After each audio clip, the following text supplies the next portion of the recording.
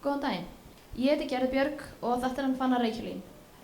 Við tókum að okkur verkefnið að hanna stígur í hesthús og ákveðum að nota 3D-forritið Fusion 360 til að við sæjum sem bestu útfærsluna.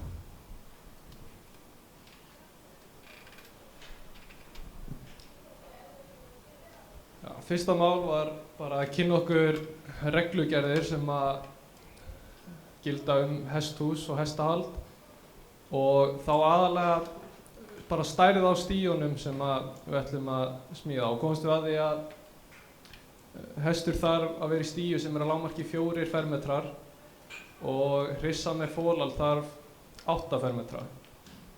Þannig að það var svona aðalatriðið að stíurnar yrðu nógu stórar og að geta haft hryssu með fólald einhvers staðar.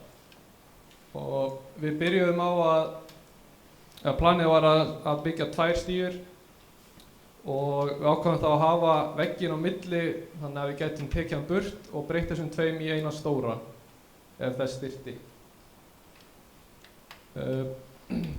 Við byrjuðum á að teikna upp hesthúsið í þrívídd og náðum við þannig bara góðri yfirsýn yfir hvaða pláss við vorum að vinna með og það var miklu auðveldara að stilla upp stíunum þegar við vorum með svona þægilega yfirsýn yfir hesthúsið.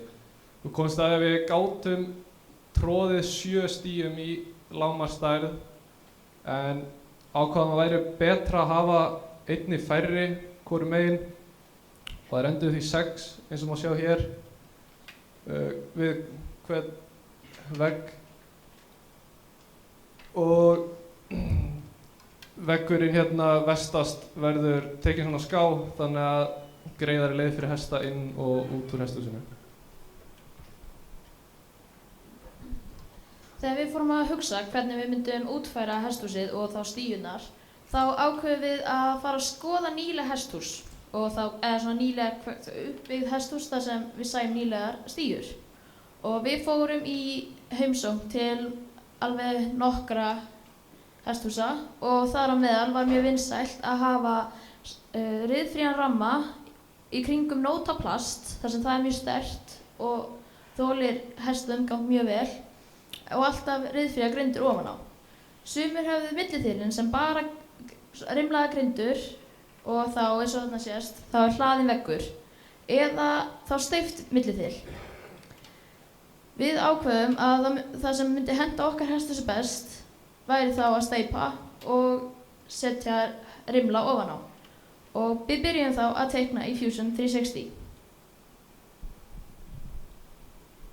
Okkur leist best fyrst á að nota nótað plast eins og sést hérna niðri hægra megin. Það er sterkt, það er tiltölulega viðhaldsfrítt, auðvelt að þrífa það en það er rándýrt. Þannig að þess vegna ákváðum við að steypa frekar veggina og hafa rimla ofan á þeim. Og það er þrívíddarteikning í miðjunni er þessi steypti veggur með rimlunum ofan á. Völdum að nota ryðfrítt stál í rimlana og ætluðum að nota ryðfrítt í allt en þar sem við keyptum stálið frá Ferrosync og þeir áttu ekki ryðfría skúffu þannig að við þurftum að kaupa svarta skúffu þaðan. En það er náttúrulega hægt að hafa bara galvað stál en það hentar ekkert mjög vel þar sem hestarnir eiga til að éta galvaðsýringuna af stálinu og því reyndum við að hafa sem mest ryðfrítt í því.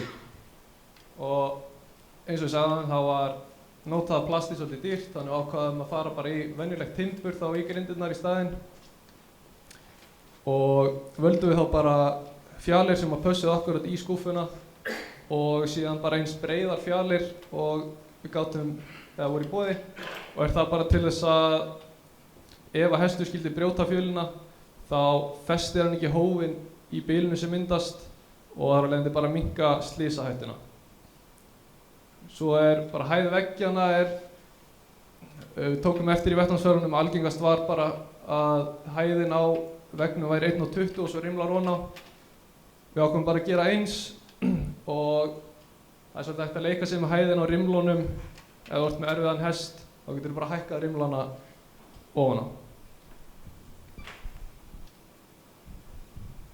Þegar við vorum bara að finna hvaða útlit við vildum hafa á stígunum okkar, þá var ekkert annað en bara að fara að rífa gömlu innerstíguna. Gamli innerstíginn voru básar eins og sést hérna neðst í horninu vinstra megin. Við rifum hana fyrir þá 4 bása fyrir þessar 2 stígur. Það tók okkur cirka 1 dag. Næst var svo að skoða hvernig gólfið væri. Þetta er yfir 70 ára gamalt hesthús sem er á 2 hæðum. Það er haughús að partiða neðan, undir því, og svo er plata á milli og ofan á henni kemur heilsteyptir þverbítar og vigur á milli og svo önnur þunn steypt plata ofan á. Við brutum þunnu blötuna og tókum hann í burtu ásamt vigurnum og erum við þá bara með 20 cm þykka plötu undir. Það tók okkur svona 2 daga að brjóta gólfið og komast í gegn. Og næsta þá bara að slá upp fyrir veggjónum. Það var alveg ágætisverk. Það var 1 veggur sem var bara alveg beinn.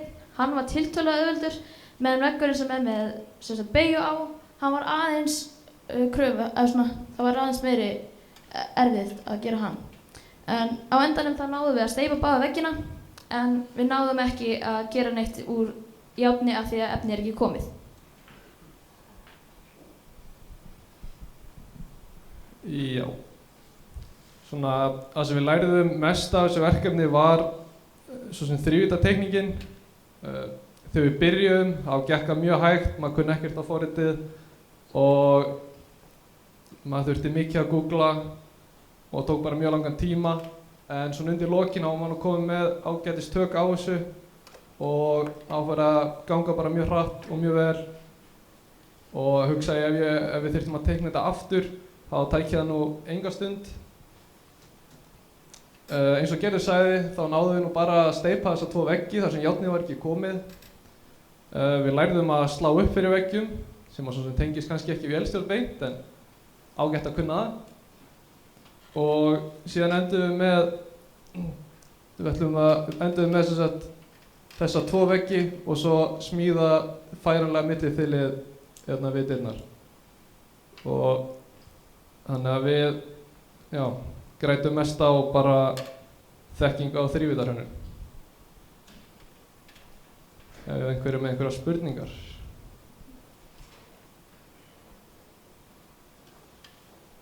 Þetta er allt teiknað í hús, ekki? Jú.